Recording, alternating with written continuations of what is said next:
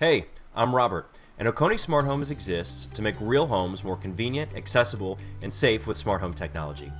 We serve real homeowners right here in Oconee County, Georgia, but this channel is for anyone who's looking to build a simpler, smarter home.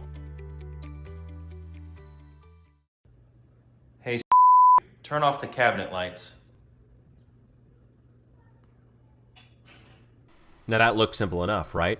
But in order to get my kitchen cabinet lights to work exactly the way that I wanted, I had to get creative and know what options I had available. See, in my own kitchen, I had a specific set of electrical requirements that dictated the type of switch that I could use. In today's video, we're going to talk about how to build a seamless smart home, even when one brand can't cover all of your needs. We'll take a look at the smart switch that I chose for this project and compare it to some others to explain the differences and why you might need multiple brands in your home. But ultimately, the challenge to solve is how to get them to work together in a seamless way that's going to work for everybody in your home. Let's jump into it. So I'm here in my kitchen, which we remodeled a few years ago. And when we did, we changed a lot. We changed the layout of the kitchen, we put in new cabinets, we put in new cabinet lights. And so what we did was under the cabinets here, we have these outlets all spaced underneath. And so you can put your appliances pretty much anywhere that you want. And then our cabinet lights, we have under the cabinet lights, and we have lights up there. And at the time, there wasn't really a great option for a smart cabinet light. There are some options today, like there's an option by GE Sync, but that doesn't really matter. That's one of the reasons that I like smart switches, is because you can have any light fixture that you want. And so it was more important for us to have something that was purpose built here, but I do want to make these smart, and how I'm going to do it is with this switch. So this switch here controls both the under cabinet lights and the upper lights, and it's two loads. You would call this a double rocker switch. So essentially I'm going to replace this. Now here's what I need to do that.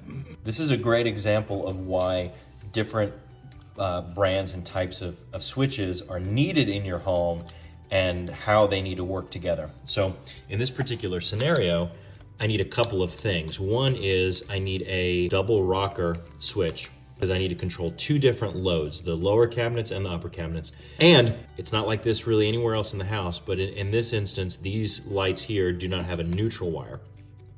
So I needed a switch that supports no neutral. Now normally, most smart switches do require a neutral wire because that's how they get their own power to stay on and connected. The neutral wire carries excess power back to the switch to keep it running.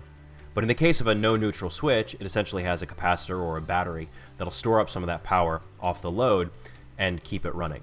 There are not many brands that offer smart switches that don't require a neutral wire. So in this case, we chose the Oconee switch because it supports no neutral, but it's also a brand that we know and trust.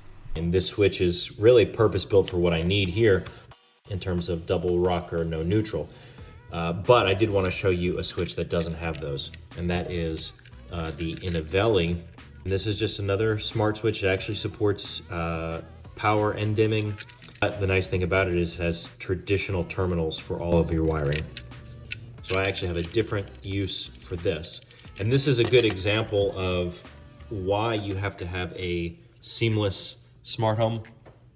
You've got to have different brands to be able to work together and communicate together. And when I'm done with both of these in their places, they will do that.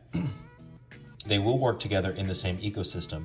Now, would it be better to have all switches from a same manufacturer? Sure, maybe. But then you'd be talking about a single brand having to account for a number of different scenarios in their smart switches.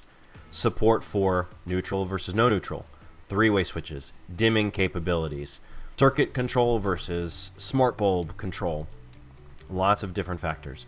And so, no, I don't blame any particular brand for not supporting a full range of capability in one switch or one set of switches. Let's highlight why you need a single ecosystem that can tie all of those together in a seamless way. So this does also highlight the fact that you need to know what you're doing and what you're buying and how you're going to use it around the house. You might have different scenarios across your home that require different types of technologies, and getting those all to work together is critical. And it's not just the basic function, it's the little details too. But the idea is to make everything work together in a seamless way. So how do you go about choosing which smart switches or other devices to include in your smart home? Now, this might be a place where I made specific recommendations to you to consider, but I actually think it's more foundational for you to understand a strategic approach to thinking about how to build your smart home. But do stick around to the end and check the description on this video, because I will have a resource for you that will help you in choosing the best smart switches for your home. But first, the principles. Number one is pick your ecosystem of choice and know where you want everything to integrate. So this might be something like Apple HomeKit, which I use, or Amazon Alexa, which also has a place in our home, or something more complex like Home Assistant. You pick your ecosystem, and then you work within that ecosystem for all of your devices, your lighting, your cameras, your home access, and then everything will have a better chance at working together for scenes and automations, things like that. Okay. Number two, pick one brand primarily to cover most of the use cases in your home. So specifically with light switches, this might be like an 80-20 rule as an example. One brand might be able to deliver 80% of what your home needs across the board. And the benefit here is consistency of technology as well as design, the look and feel of your home. That actually matters. Not a lot of people talk about that. But then the remaining 20% is that gap you fill in with the brands that have the capabilities that you need. So in my situation in the kitchen, I very specifically needed a switch that supported 2 loads and no neutral. And thankfully I was able to find that with a brand that I trust in an ecosystem that I use. But when I'm thinking about how I want to do lighting across my whole home, I don't want to have a different switch on every wall. So principle number 2 is cover as many of your use cases as you can with one brand and fill in the gaps with others. The key in that is to use brands that work in your ecosystem. You'll hear me talk about this a lot, but if you are choosing devices with the Matter specification, those will work across most smart home ecosystems without any trouble. And so going along with that, principle 3 to support those efforts would be a whole home evaluation. So if it's lighting, do a comprehensive review of your lighting requirements in your home. Go around room to room, understand what your switches are doing, how you want them to work, and then build a plan against that. And that's how you get a smart home that feels seamless.